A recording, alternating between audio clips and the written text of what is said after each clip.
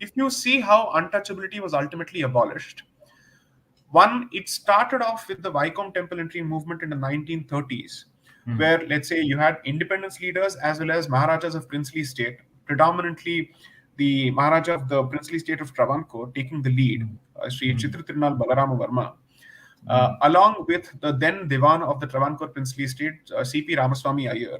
And these were all supposed to be staunch Hindus and, dare I say, even Brahminical in today's parlance. Okay. These were the ones to take the initiative to open the temple to the depressed classes and the then, let's say, Harijans or people who were treated as untouchables. And the reason why this is such an important example, it points out that there is a moral compass within this particular society which is inherent. And you must be fair to give that society an opportunity to look forward and decide for itself whether a practice has contemporary purchase or not. So that's one. And therefore, you cannot and should not take a paternalistic approach to this particular society, because that is the approach of the colonizer. Because he constantly says, I will educate you because you don't know better.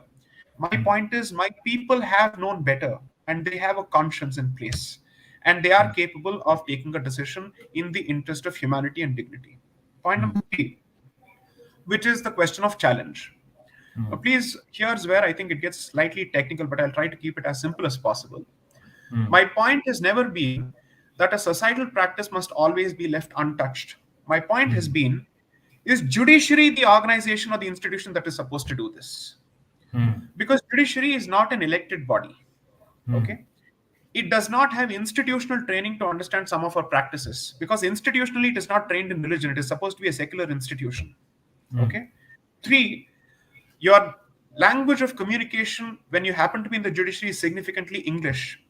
And colonial linguistics and colonial semantics prevent you from understanding the practice for what it is. I'm not saying justify it. I'm just saying, even to appreciate it on its own merits, you're not capable of doing so. And therefore, you need someone with the training of the subject to make a point of this. So, for instance, in the United States or even in United Kingdom, whenever there's a matter of religion that ends up going before the court of law, the court typically defers to who is treated as the expert on that particular subject as a matter of religion. So, a representative of the church, or let's say someone, a practitioner of theology, or a trained professor of theology is presented as the expert witness. These are not practices that the Indian Supreme Court or any constitutional court has adopted so far, because they significantly fall back on their own training. But you clearly can't be the expert on everything from gynecology to religion to theology to ethnology. That can't happen.